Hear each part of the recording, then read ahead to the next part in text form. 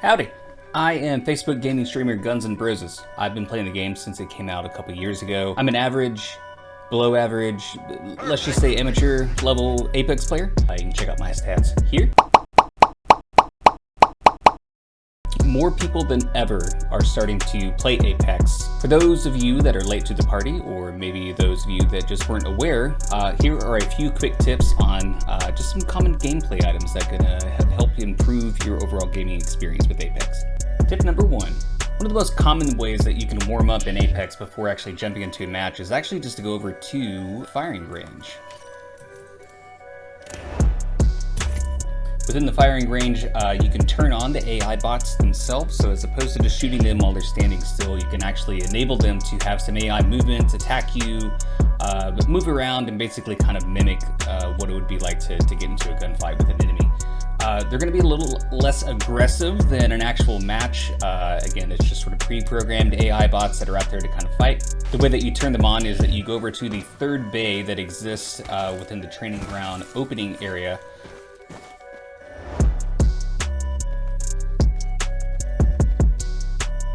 Have nothing in your inventory, no guns, no ammo, no shield, nothing like that. Here I come, back from Use a character like Pathfinder to get up to this top area. You'll want to squat down in this middle area, change over to a different legend. When you look up, you should hear a noise just like this. Here I come, back from the sky. And then from there, the bots will be enabled. The next thing that the firing range will allow you to do is to test out each one of the guns that exist in the game, as well as all the attachments and the variable sort of components that exist. You can really kind of fine-tune which gun suits your playing style, whether it's going to be an automatic or a bolt action, sniper rifles, shotguns, etc. This is the best area for you to kind of test out both the attack range that you have with the guns themselves, the damage that they deal, and what attachments are important to you. The one thing that I would suggest within the firing range is when adding attachments, use some of the more common ones that you're definitely going to find, such as the white or gray level attachment. The purple attachments may be a little bit harder to find. Certainly the gold attachments are a little bit more rare.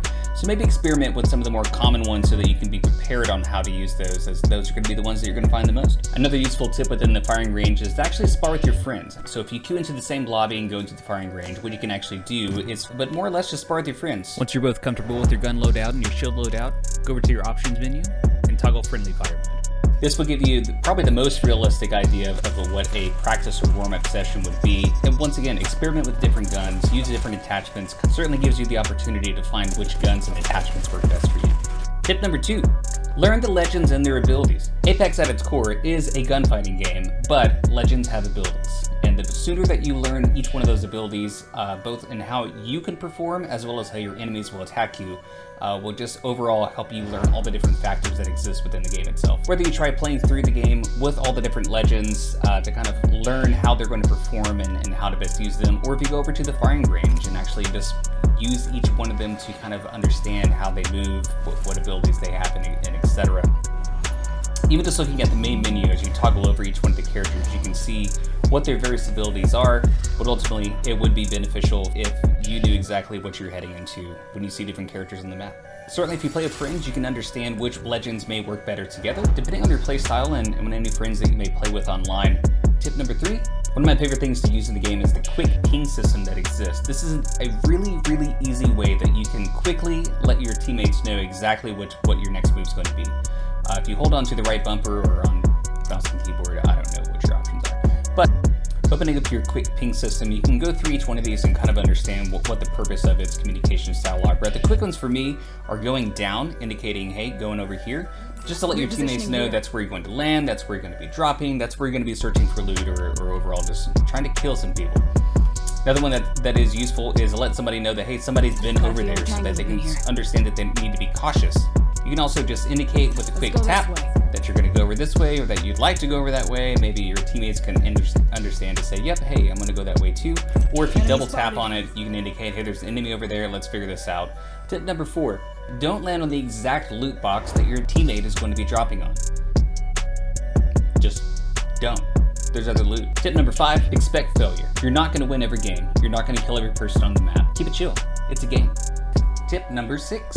Whenever Respawn launches new items, read the patch notes. They could be making updates to different guns, how they fire, their damage rate, where they're going to spawn, legends themselves, whether they've been buffed or nerfed, changes to the map, and overall just quality of life improvements. Maybe the gun that you used last season is actually getting nerfed and you're not actually going to want to use that gun anymore. Maybe there's a new gun being released. Reading the patch notes helps you understand what's up to date. Tip number 7. Learn the map layouts of each one of the maps that exist. Learn what are the hot drops.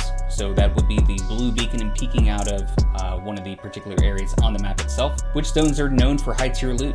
Which zones are just known for hot times? Learn different avenues, different areas to move around within the map itself. Learn what suits your playing style. Do you rather fight indoors, within closed areas? Do you prefer to be out in the open? There are really big open areas within the maps themselves. Sniper's Paradise type of areas, where you're either going to be the hunter or you'll be part of the prey. Tip number 8.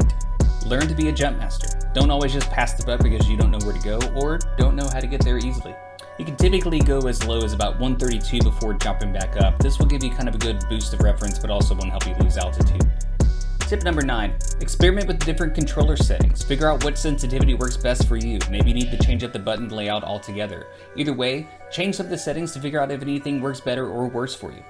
Our last and final tip, the most important. Don't be toxic. At the end of the day, Apex is just a game. People are gaming because they want to relax or have a good time. I've had people scream at me because I didn't push when they were going to push, or because I didn't kill somebody that I didn't know existed because they weren't communicating, all sorts of different things. At the end of the day, I'm here to have a good time. I'm gonna make a whole video based upon how not to be a toxic player in the Apex community. It's just not needed. Well, those are our 10 tips for better gameplay within Apex for any new beginners or people that just want to get better at the game within itself. Once again, if you'd like to follow me on Facebook Gaming, I'm at Guns and Bruises. Or if you hate the sound of my voice and or the look of my face, you can follow any of my friends over here.